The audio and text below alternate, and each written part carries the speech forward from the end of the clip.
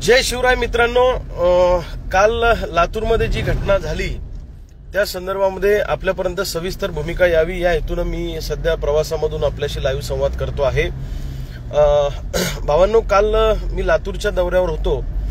गेल्या आठवड्याभरापासून मी विदर्भ मराठवाड्यातल्या सोयाबीन कापूस पट्ट्यामध्ये दौरा करतो आहे, खानदेशातही जाणार आहे आणि सोयाबीन कापसाचे पडलेले दर, येलो मोझॅक आणि बोंडअळीमुळे झालेलं कापसाचं नुकसान, पावसाचा पडलेला खंड यामुळे उतार्यात घट आली आणि त्यामुळे एक सोयाबीन कापसाचं आंदोलन, जन आंदोलन उभं करणं गरजेचं आहे। या हेतून मी बिगर राजकीय दौरे करतोय, संघटना पक्षविरहित माझे दौरे आहेत। काल लातूरमध्ये शेतकऱ्यांची बैठक आयोजित केली होती आणि त्या बैठकीला फक्त संघटनेचेच पदाधिकारी नाही तर शेती प्रश्नावरचे विचारवंत, चळवळीत काम करणारे कार्यकर्ते, असे एक प्रमुख लोकांची एक बैठक रेस्ट हाऊसला होती 11 वाजता आणि त्यानंतर मी पत्रकारांशी बोलणार होतो।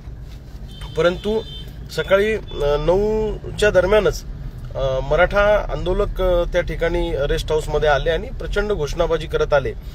मी आवरत असतानाच माझ्या सूटमध्ये येऊन त्यांनी खूप घोषणाबाजी केली, रविकांत तुपकर चले जाओ वगैरे वगैरे असं केलं। मग मला काही कळलं नाही नेमकं कोण आलं काय आलं। मी जेव्हा मला कळलं, माझ्या पीएने सांगितलं, तेव्हा मी तिथे गेलो आणि त्यांच्याशी सविस्तर संवाद साधला। मी त्यांना म्हटलं की मी राजकीय माणूस नाहीये, मी राजकीय पुढारी नाहीये, मी चळवळीतला कार्यकर्ता आहे आणि मी कोणती निवडणूक लढलेलो नाहीये। मी अतिशय साधा कार्यकर्ता आहे, गेल्या 20 वर्षापासून चळवळीमध्ये काम करतो आहे।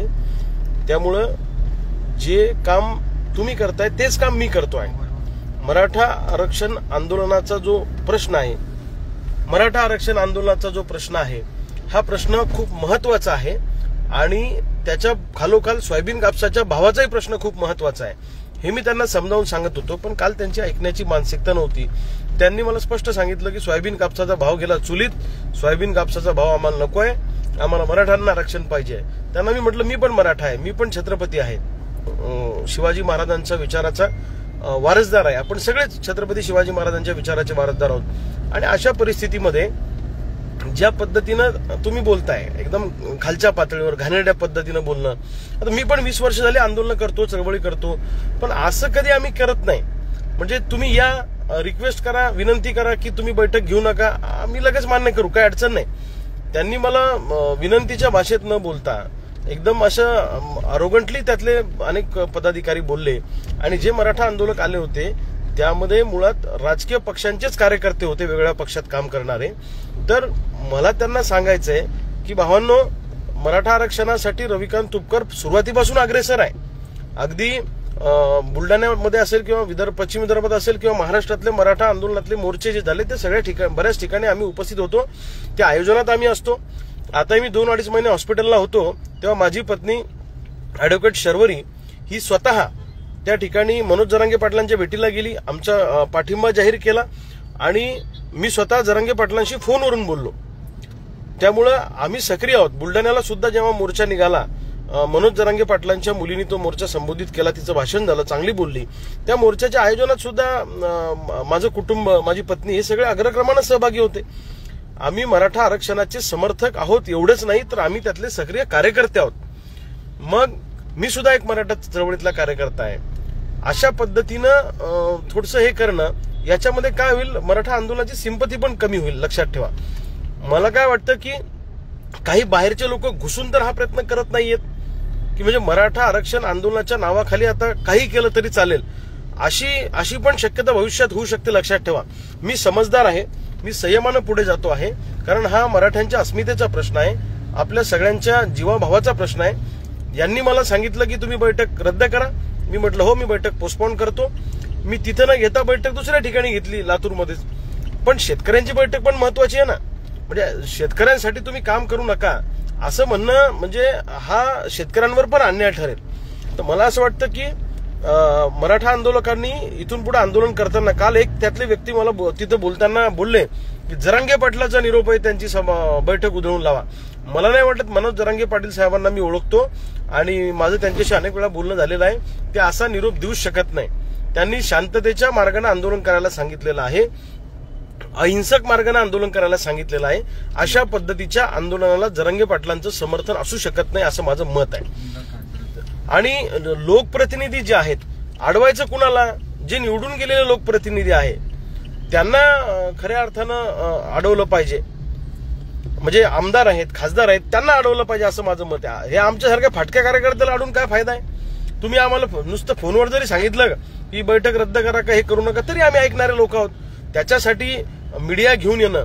मी त्यांना काल विचारलं, तुम्हाला हे करायचं होतं का की रविकांत तुपकरांना आम्ही पिटाळून लावलं?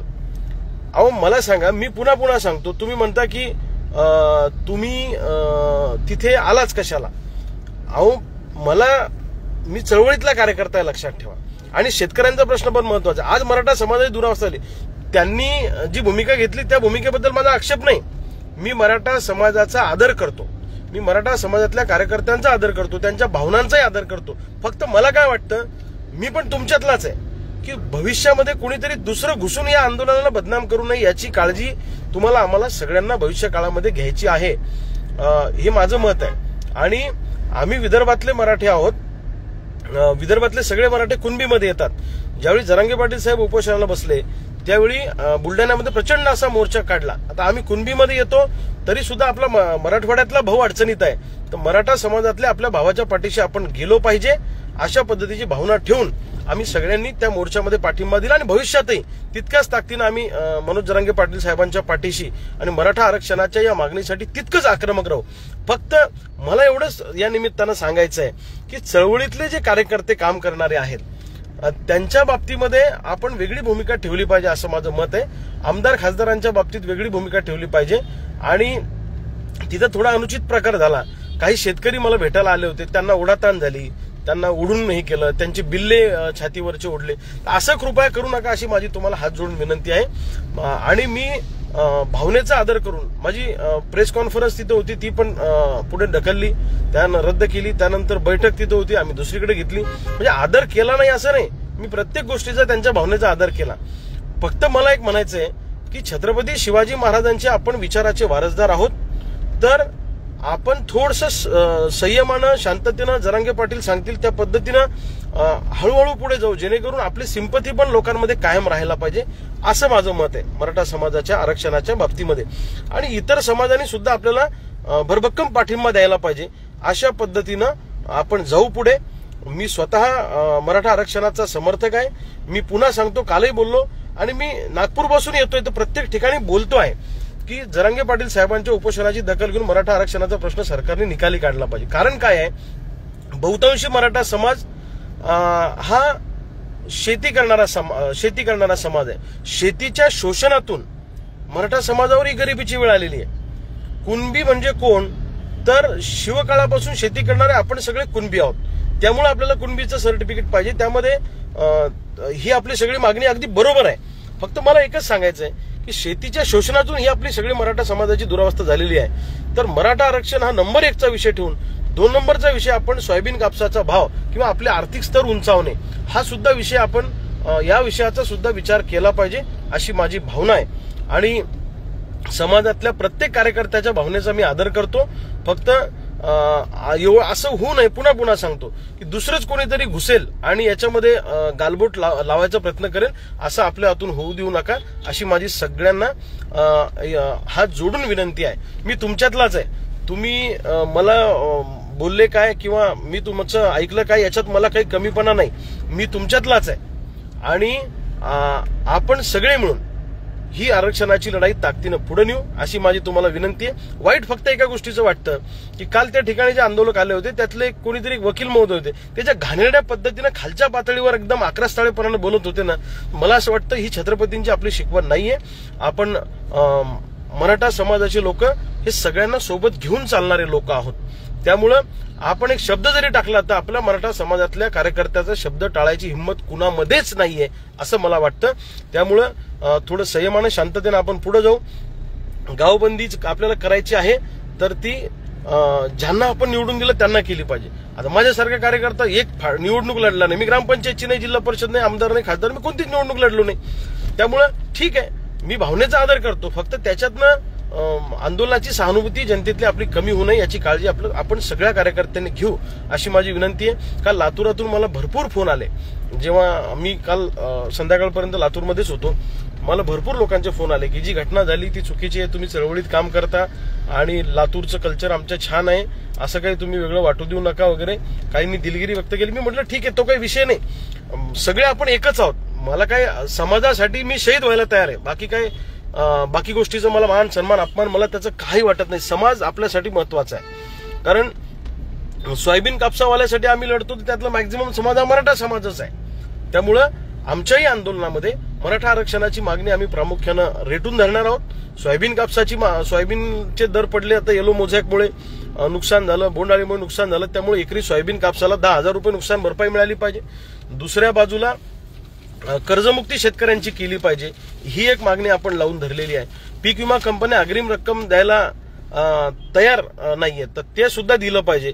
अशा पद्धतीनं अनेक मागण्या आपण केलेल्या आहेत. ह्या सगळ्या मागण्या घेऊन आपल्याला ही लढाई मोठी करायची आहे. आणि माझी पुन्हा विनंती, मी आंदोलकांनाही काल सांगितलं आमच्या भावांना की आता जर का सोयाबीन कापसाचा प्रश्न जर का आम्ही 1 महिन्याने उचलला तर तोपर्यंत सोयाबीन कापूस विकला जाईल ना लोकांचं. मग पुढे आंदोलन करून काही फायदा होणार नाही. त्यामुळं मराठा आरक्षणाच्या प्रश्नाबरोबर आपण सोयाबीन कापसाचा पण प्रश्न मागे रेटू आणि लोकांना न्याय मिळवून देऊ, अशा पद्धतीची माझी भूमिका आहे. मीडियाला ज्या बातम्या आल्या काल की बैठक उधळून लावली आणि राडा झाला, असं वगैरे काही झालं नाही. मराठा आंदोलक कार्यकर्त्यांनी घोषणाबाजी केली, ते आक्रमक होती, ही गोष्ट खरी आहे. परंतु तेव्हा बैठकच नव्हती. बैठक ही 11 वाजता होती आणि आंदोलक मंडळी आमची ही 9 वाजता त्या ठिकाणी 9-9:30च्या दरम्यान तिथं आली होती. आणि दुसऱ्या बाजूला त्यातल्या काही आंदोलक मंडळीला असं वाटलं की मी काहीतरी मोठ्या पदावर आहे, त्यांचा असा गैरसमज झाला. ते म्हणले तुम्ही मोठ्या पदावर आहे. म्हणलं मी पदावर नाही, मी चळवळीतला कार्यकर्ता आहे. त्यातल्या काही जणांना माहित नव्हतं की अनेकांना असं वाटलं की मी एखाद्या पदावरच काम करतोय, म्हणून कदाचित ते गैरसमजुतीतून आले असतील. मला त्याच्याबद्दलही काही म्हणायचं नाही. मी पुन्हा सांगतो, मी कोणत्याही पदावर नाही.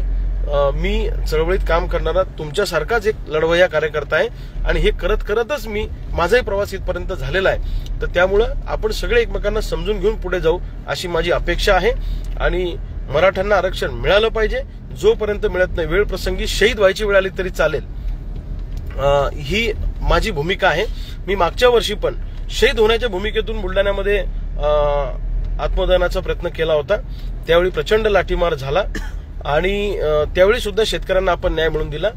मी भावना समजून घेतो आहे, भावना समजून घेत नाही असं नाही, मी भावना 100% समजून घेतो आहे.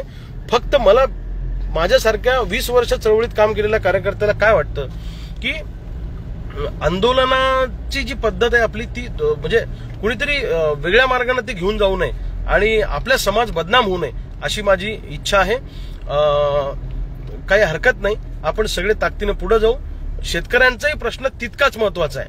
त्यामुळं काल लातूरमध्ये आम्ही साईडला जाऊन शेतकऱ्यांची एका लॉनमध्ये बैठक घेऊन त्या ठिकाणी सोयाबीन कापसाचाही प्रश्न घेतला, त्यात मराठा आरक्षणाचा प्रश्न अग्रक्रमानं घेतला. अशा पद्धतीनं कालची घडामोड झाली. त्यामुळे मीडियाला ज्या बातम्या आल्या बैठक उधळून लावली, बैठक वगैरे मराठा आंदोलकांनी उधळून लावली नाही. त्यांनी मला सांगितलं, मी 1 मिनिटात त्यांचं म्हणणं मान्य केलं आणि पुढे गेलो, बैठक दुसरीकडे घेतली. अशा पद्धतीचा घटनाक्रम काल झाला. त्यामुळे कोणी म्हणत असेल की असं झालं तसं झालं तर त्याच्यावर काही विश्वास ठेवू नका. आंदोलक तरुण मंडळी सुद्धा आपलीच आहे, मी सुद्धा त्यांचाच आहे. फक्त भीती एवढीच आहे की कुणीतरी काही गडबड करून आपल्या समाजाला बदनाम करू नये, याची काळजी आपण सगळ्यांनी मिळून भविष्य काळामध्ये घेऊ अशी विनंती करतो. आणि शांततेच्या मार्गानं हे आंदोलन आपण पुढे नेऊ अशी माझी सगळ्यांना विनंती आहे. जय जिजाऊ, जय शिवराय.